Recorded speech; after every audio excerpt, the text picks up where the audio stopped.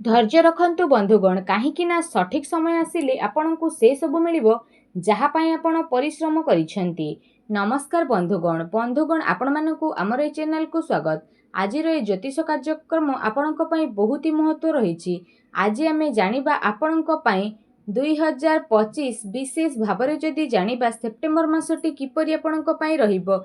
जदि मासिक राशिफल पर आम आलोचना करबा तो आपणक पई सेप्टेम्बर मास किपरि रहिबो संपूर्ण भाव में से विषय आम आलोचना करबा। आपणकर स्वास्थ्य, शिक्षा, प्रेम संपर्क, वैवाहिक जीवन, भाग्य, क्यारियर एवं व्यापार वाणिज्य उपर विस्तार रूपक भाव आलोचना करबा। नवग्रह स्थिति विषय जानिबा, नवग्रह केउं प्रकार फल देबारे सफल हेबे एवं अशुभत्व प्रदान करुथुवा ग्रह मानक विषय मध्ये जानिबा।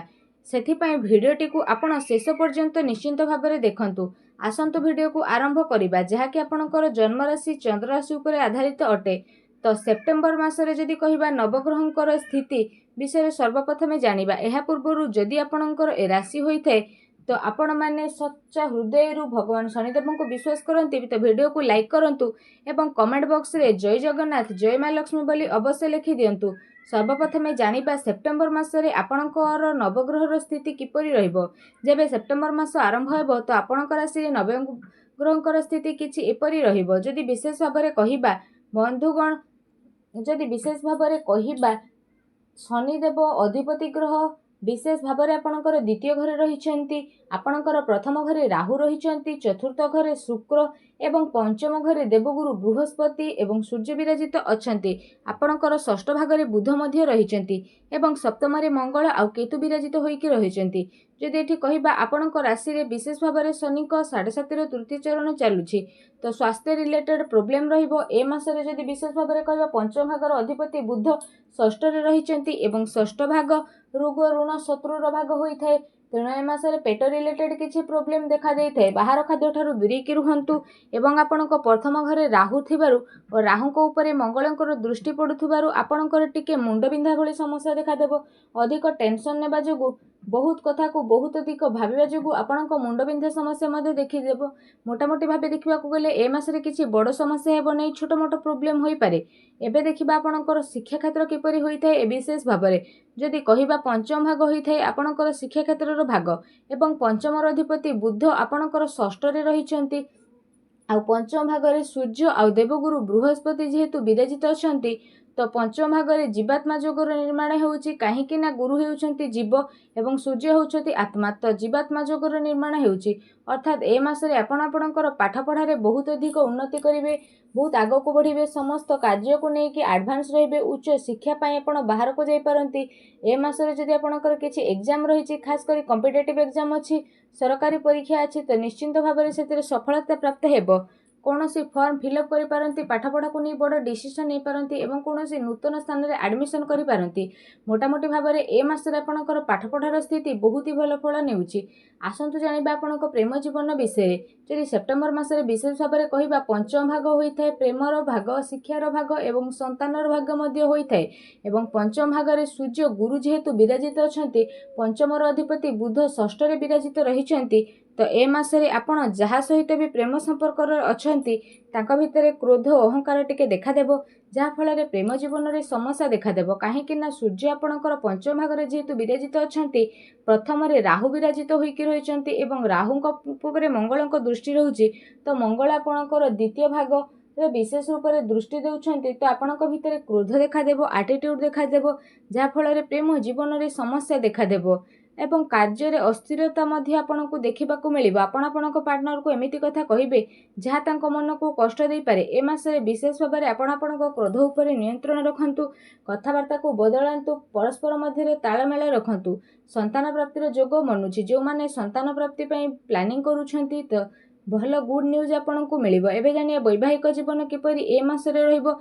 जदि कहिबा वैवाहिक जीवन भाग सप्तम भाग होइथाय, सप्तमर अधिपति सूर्य आपणकर पंचम रे विराजित अछंती तो सप्तम रे जेहेतु केतु रहिछंती तो सप्तम रे मंगल मध्य रहिछंती तो ए मासरे आपण टिके एनर्जेटिक रहिबे।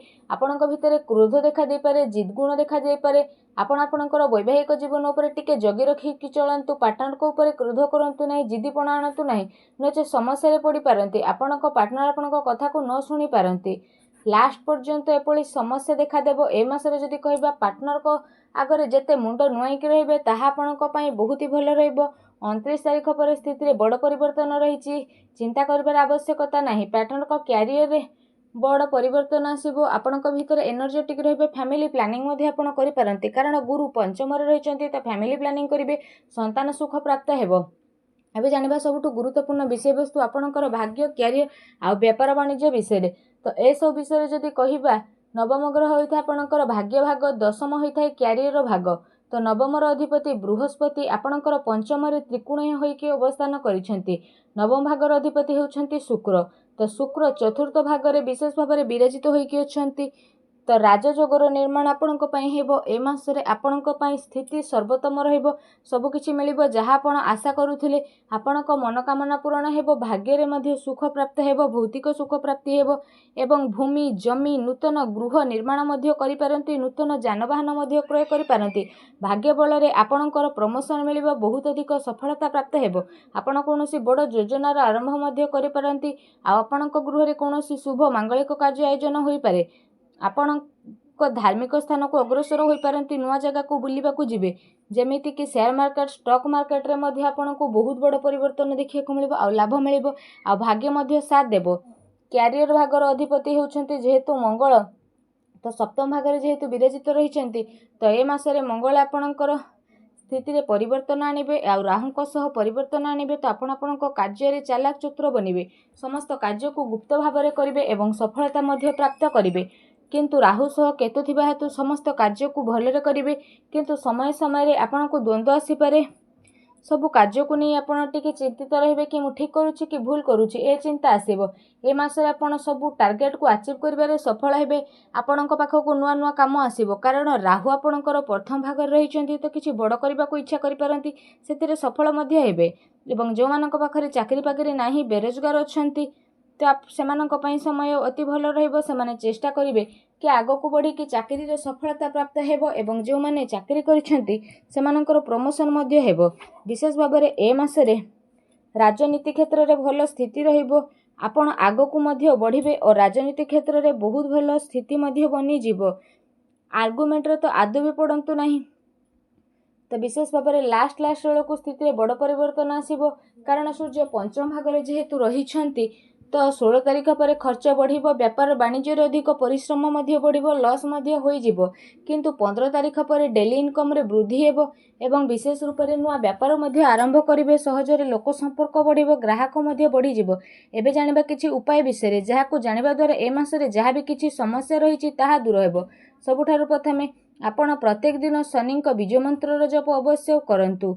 एहा सहित ओम भ्रांग भ्रीं सं शनिश्चराय नमः ए मंत्र जप 108 थर जप करंतु, शुभ फल प्राप्त हेबो।